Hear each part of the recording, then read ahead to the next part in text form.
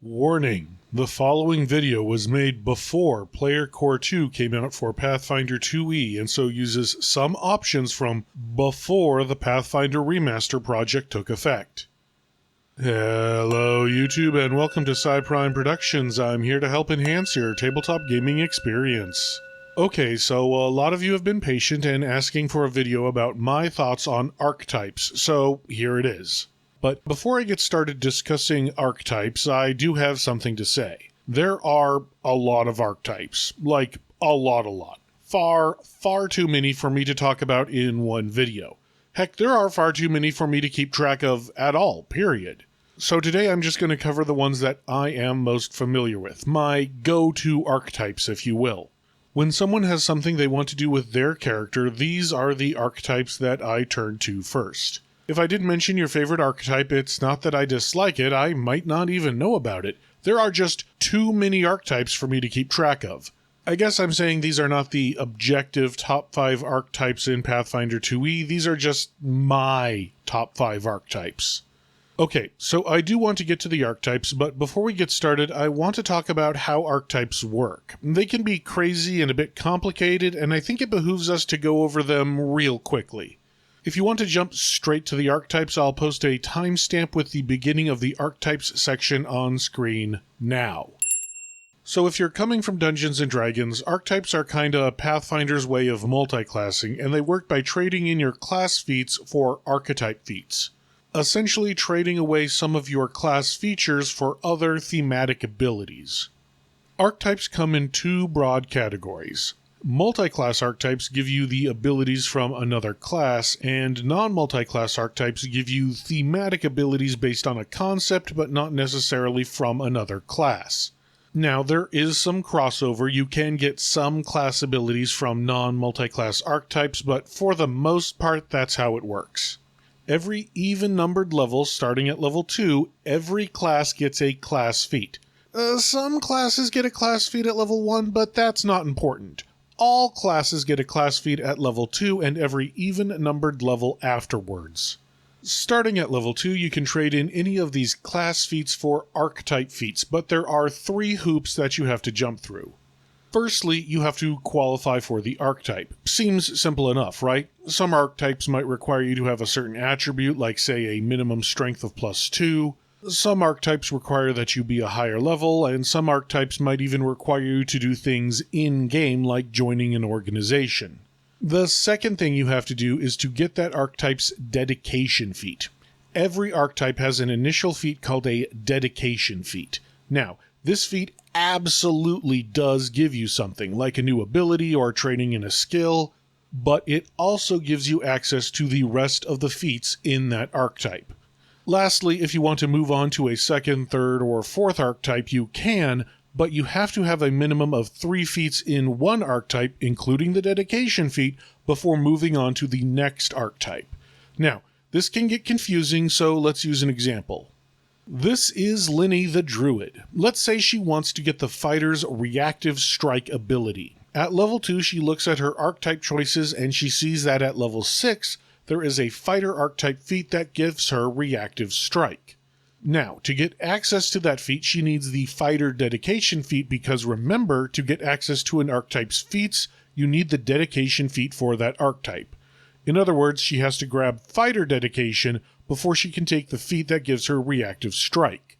Fighter dedication requires her to have a +2 to strength and dexterity. Assuming she has that, she can trade in her second level druid feat for fighter dedication. Now, this gets her training in either athletics or acrobatics, as well as training in all martial weapons. And remember, it also lets her take other fighter archetype feats.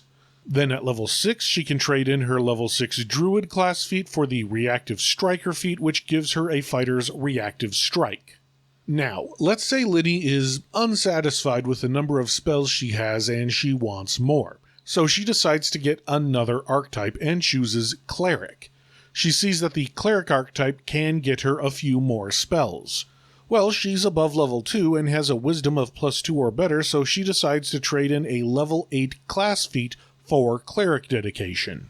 Hold it! Remember, to get a second archetype You have to have a minimum of 3 feats in your first archetype. Linny only has 2, the initial fighter dedication and reactive striker. To be allowed to grab the cleric archetype, she needs to first have a 3rd fighter archetype feat. So at level 8, she can trade in her druid feat for a fighter archetype feat, and then at level 10, if she still wants, she can trade in her druid feat for cleric dedication. Then at level 12, she's free to take either a druid feat, a feat from the fighter archetype, or a feat from the cleric archetype. Now there are exceptions to all of these hoops, but they are almost always specifically called out as exceptions to the rule. In general, this is how archetypes work. Unless you take an ability that specifically calls out, it changes up how they work. Now that that explanation is out of the way, here are my top 5 favorite archetypes, kinda sorta. First of all, I do have a few honorable mentions, because I can never keep myself to just 5 of anything. The first honorable mention is the Mauler and Archer archetypes. Both of these archetypes kind of do the same thing and are great for a small number of builds. The base Mauler dedication feat gives you training in all 2-handed, simple and martial melee weapons, and that proficiency automatically goes up to your highest level of weapon proficiency. Fighters can get up to legendary proficiency in one group of weapons, but with the Mauler archetype, that becomes legendary in every 2-handed simple and martial melee weapon. A War Priest cleric gets up to master proficiency, but only in their deity's favored weapon, but that similarly becomes master in every 2-handed simple or martial melee weapon with the Mauler archetype. The Archer dedication feat does the same thing, but with bows. A bonus for the Archer archetype too, it's one of the few ways to get point-blank shot stance, which is great if you want to get rid of the downside of the volley trait. The second honorable mention is any spellcaster archetype. All spellcaster archetypes are capable of getting you up to rank 8 spells if you take all the prerequisite feats. Which spellcaster is best for your character is entirely dependent on your build, so I can't get too specific. But every class can benefit from some solid utility spells. Getting the fly spell on your fighter so he can fly up and hit that evil devil is always great, or invisibility for the rogue so they can sneak into places easier. Rousing Splash on the monk so they have temporary hit points if they know they're going to get into combat, so on and so forth. Just choose a spellcasting class that you qualify for and that has the spells you want and go for it. Moving on to number 5 of my actual list. Number 5 is the Acrobat archetype.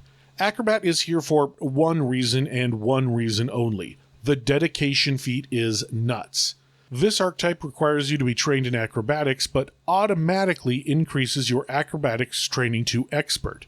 Then, for free, acrobatics increases to master at level 7 and legendary at 15. For the most part, extra skill increases are very hard to come by in Pathfinder 2, so an archetype that automatically upgrades a skill is insanely good.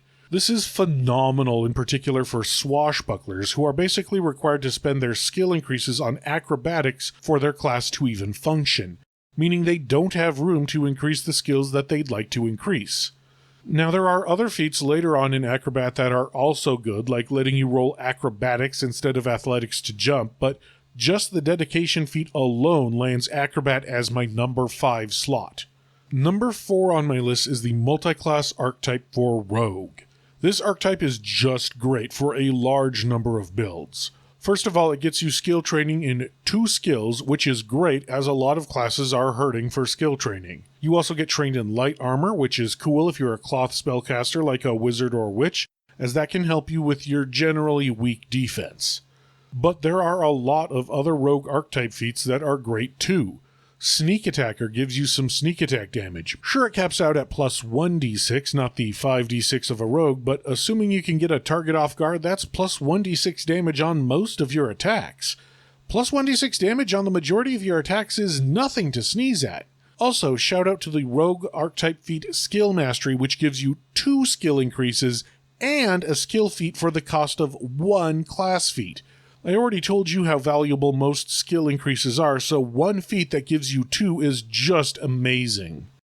Number 3 on my list is the Champion archetype. The dedication feat for this one is also great. First of all, it gets you training in the religion skill, which is always nice. I'm always happy to have an extra skill. But the real big news is that it gives you training in all armor. This is perfect for many spellcasters. Imagine going from the no armor of a wizard to wearing full plate at level 2. Plus, unlike Rogue, at level 14 there is a second feat that increases your armor training to Expert. Cloth spellcasters normally only get to Expert in unarmored defense anyway, so this is just great. There are also other great feats in this archetype, like Healing Touch, which gives you a champion's Lay on Hands ability. This feature is really solid, as it lets you heal your party up to full without rolling any dice as long as you have enough time. Just lay on hands, refocus, lay on hands, refocus. Really solid. Now there is a downside to this archetype in that it requires both +2 strength and charisma, so it's not for everyone. Low charisma characters need not apply. Next up on the list at number 2 is the Sentinel archetype. This archetype is kinda like the Champion archetype. Now, the base dedication only gives you training in light and medium armor, or heavy armor if you are already trained in light and medium. But the good thing about this archetype is that it doesn't have any prerequisites, unlike the Champion. The second thing is that it automatically upgrades your armor training to your highest level of armor training, and at level 13 it automatically upgrades to Expert no matter what, even if you're a cloth spellcaster and don't have any normal armor training. Now, its wording is a bit weird, mostly to prevent monks from exploiting a loophole, but that's how the feat ends up shaking out. There are also other cool Sentinel archetype feats out there, like letting you rest in heavy armor or getting armor specialization, which most classes don't get, so it's worth looking into. And finally, last on my list is the Medic archetype. If you want to be a healer, then the Medic archetype is for you. It drastically increases the amount of healing the Treat Wounds ability provides. It also lets you use the Battle Medicine skill feat more often, allowing you to heal more people. But the really solid ability is the archetype feat Treat Condition. This lets you attempt a skill check to get rid of certain negative status effects. This would normally require a rank 2 or higher spell, and now you can just do it with a skill check. And the feat Holistic Care adds several other status effects that you can treat the condition of, including getting rid of the absolutely debilitating stunned condition on a friend. So yeah, these are kind of my top 5 go-to archetypes. Again, if I didn't mention your favorite, there are just so many to choose from, please don't get upset. Actually, if I didn't mention your favorite, let me know in the comments below. If I get enough interest, I may do a second list of your favorite archetypes. Let's get a conversation going. Just try to remember to be civil, yeah? And while you're leaving a comment, make sure to like and subscribe. That lets both me and YouTube know that you like this kind of content and would like to see more. Until next time, thank you, good luck, and happy gaming!